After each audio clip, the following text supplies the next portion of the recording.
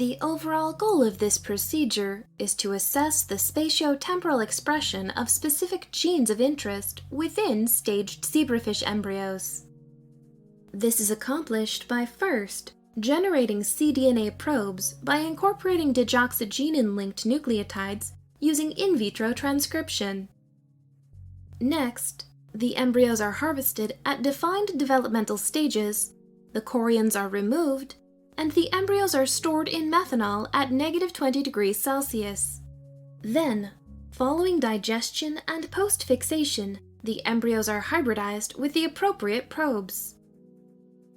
Finally, the embryos are stained with anti-digoxygenin antibodies, and the signal developed with substrates for alkaline phosphatase. Ultimately, results can be obtained that show the tissue distribution of gene expression at a given developmental stage through whole mount in situ hybridization and imaging.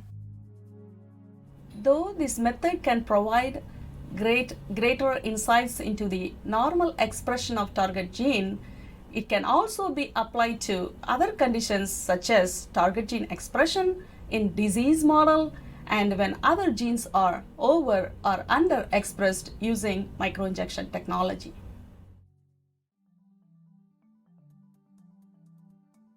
Using cDNA for a gene of interest, set up an RNA labeling reaction to synthesize digoxygenin-labeled RNA probes in an RNase-free reaction vial by adding 1 to 5 micrograms of purified template DNA to sterile, RNase-free, DEPC-treated double-distilled water up to a volume of 13 microliters.